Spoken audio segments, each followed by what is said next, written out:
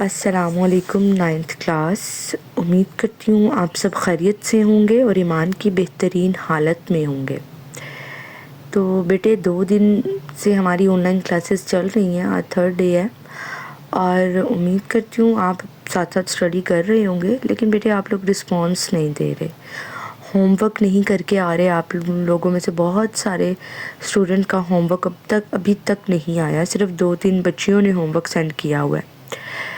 बहरहाल आपको फिर से यही बात दोहराऊंगी कि आप अपना काम डेली बेसिस पर करें। बाद में ये काम बहुत सारा इकट्ठा हो जाएगा और फिर बहुत सारे मसले मसाइल आपको पेश आएंगे।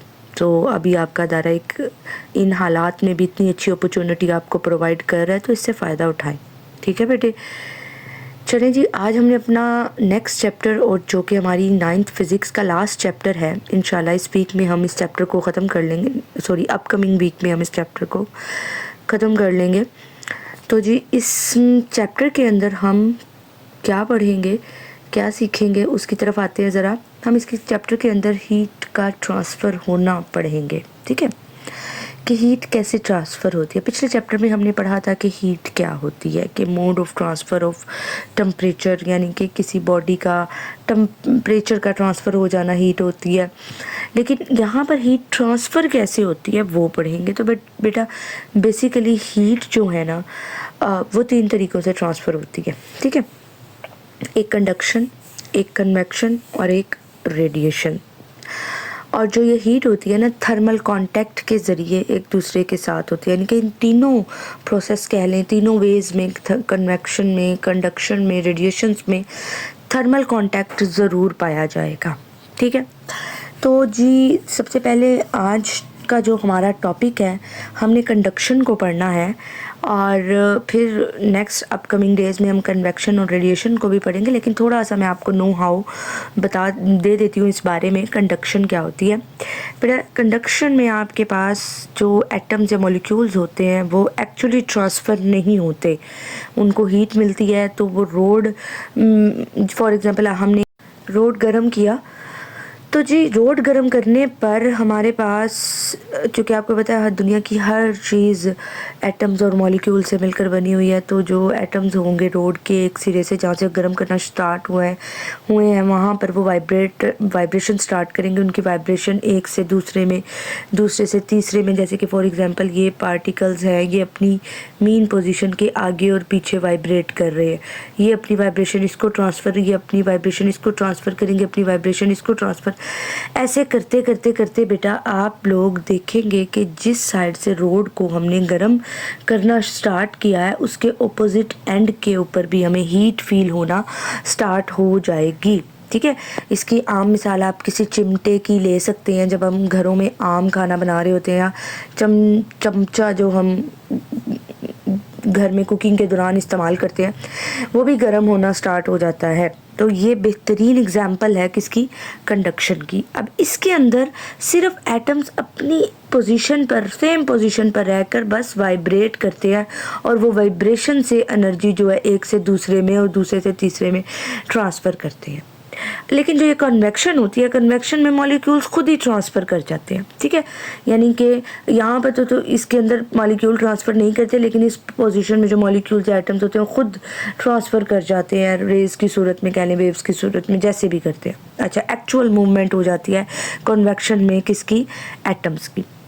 तीसरा जो तरीका है रेडिएशंस का आ जाता है कि इसके अंदर जो हीट है वो ट्रांसफ़र होती है रेज़ की शक्ल में। ठीक है, तो ये 3 प्रोसेस है। आज का जो हमारा सबसे पहला है वो कंडक्शन है।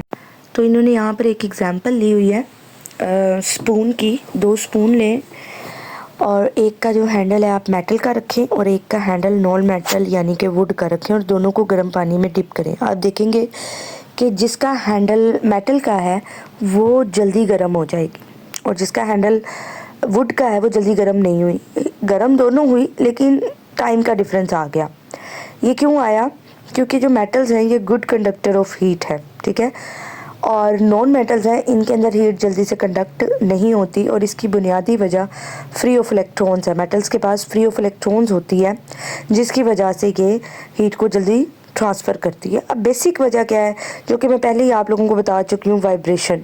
यानी कि कंटिन्यूसली जब हम बेटा किसी मेटल के मॉलिक्यूल्स को या आम नॉन मेटल्स के मॉलिक्यूल्स को गर्म करते हैं, क्योंकि मेटल्स में जो एटम्स होते हैं वो आपस में एक दूसरे के साथ टाइटली बाउंड होते हैं, ठीक है। उनके दरमियान जो डिस्टेंस होता है ना बहुत थोड़ा होता है, तो जब वो अपनी जगह पे वाइब्रेट करते हैं ना तो दूसरे वाले के साथ जल्दी टच होते हैं, ठीक है, और अपनी वाइब्रेशन उसको मुंतकिल कर देते हैं मेटल्स में। लेकिन नॉन मेटल्स में क्या होता है कि उसको वाइब्रेट होते होते होते बहुत ज़्यादा टाइम लगता है, तब जाके वो अपनी वाइब्रेशन दूसरे को दे सकते हैं, क्योंकि उनके दरमियान डिस्टेंस ज़्यादा होता है। और आहिस्ता आहिस्ता आहिस्ता जब उनकी वाइब्रेशन दूसरे तक ट्रांसफ़र होती है फिर वो हीट को ट्रांसफ़र करना स्टार्ट करता है। लेकिन मेटल्स के केस में ऐसा नहीं होता, मेटल क्लोजली पैक्ड होते हैं, मॉलिक्यूल्स मेटल्स के अंदर नॉन मेटल्स के अंदर क्लोजली पैक्ड नहीं होते हैं। और यही वाइब्रेशंस जो हैं इनकी वेलोसिटी, मॉलिक्यूल्स की वाइब्रेट करने की वेलोसिटी को इंक्रीज़ कर देते हैं, और जब इनकी वेलोसिटी इंक्रीज़ होती है तो इनके दरमियान फ़्लो ऑफ हीट जो है वो भी इंक्रीज़ हो जाता है, और ये अपने नेबरिंग एटम के साथ कोलाइड करते हैं, कोलिजन स्टार्ट कर देते हैं, उनको मज़ीद हीट अप कर देते हैं, ठीक है, और फ़्लो ऑफ हीट बड़ा अच्छा हो जाता है। इसी और फिर क्या करते हैं, हॉट बॉडी से कूल्ड बॉडी की तरफ जाना स्टार्ट हो जाते हैं। तो जब हमने चम्मच जो कि मेटल का पूरा बना हुआ है एक एंड से पकड़ा होगा हाथ में, तो हमारे हाथ को भी हीट फील होना स्टार्ट हो जाती है, ठीक है। और ये काम मेटल्स में इसी वजह से ज़्यादा होता है, जल्दी और ज़्यादा होता है, क्विकली होता है, क्योंकि ये अच्छे कंडक्टर होते हैं। तो यहाँ पर कंडक्टर्स की जो डिफ़ाइन बताई गई है वो भी यही बताई गई है कि the mode of transfer of heat by vibrating atoms और फ्री इलेक्ट्रॉन इन सॉलिड, यानी कि ट्रांसफ़र ऑफ हीट का वो मोड जो वाइब्रेटिंग एटम्स और फ्री ऑफ इलेक्ट्रॉन्स की वजह से सॉलिड में हो रहा हो, from hot to cool part of a body is called conduction of heat. इसको हम कंडक्शन ऑफ हीट का नाम भी देते हैं, ठीक हो गया। उसके बाद वो कहता है यहाँ पर थोड़े से यूजेस उन्होंने बताए हुए हैं कि जी जो मेटल्स है ये गुड कंडक्टर ऑफ हीट होती है, ठीक है, ये बड़ी इजीली कंडक्ट करवा देती हैं हीट को। लेकिन इसके बरक्स जो इंसुलेटर्स और जो बैड कंडक्टर्स होते हैं वो नॉन मेटल्स होते हैं, ठीक है। इनमें हमारे पास वूल आ जाती है, कॉटन आ जाती है, रबड़ आ जाती है, ठीक है। ये सारे हमारे पास कंडक्टर और इंसुलेटर्स की क्या है जी एग्जांपल्स है। बेटे आप लोगों ने यहाँ तक याद करना है सारा, ठीक है। और उसके बाद आपने कंप्लीट टॉपिक ये थर्मल कंडक्टिविटी का टॉपिक कल हम पढ़ेंगे, लेकिन आज आपने कंडक्शन का पूरा टॉपिक अच्छे तरीके से याद करना है। दूसरा ये कि इस पेज के ऊपर यहाँ पर डू यू नो गिवन है, इसको ज़रा पढ़ के देख लेते हैं। Why styrofoam boxes are used to keep food hot और ice cream cold for a long time, ठीक है।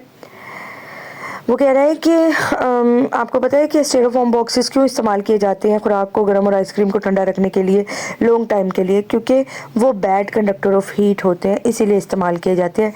ये अलाउ ही नहीं करते, यानी कि कंडक्शन का प्रोसेस ही अलाउ नहीं करवाते, जिसकी वजह से ना तो हीट बाहर जाती है ना हीट अंदर आती है, हीट ट्रांसफ़र ही नहीं होती है।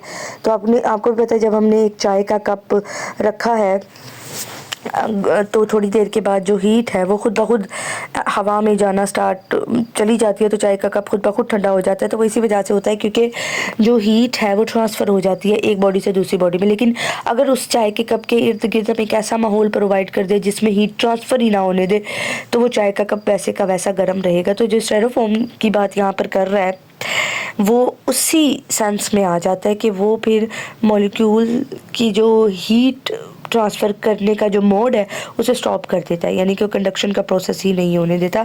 ये बॉक्स आपने होमवर्क करना है, और बेटे अपना होमवर्क लिख कर KPS के नंबर पर ज़रूर सबमिट करवाएं, और अपना बहुत सारा ख्याल रखें, डेली का काम डेली करें। फ़ी अमान अल्लाह।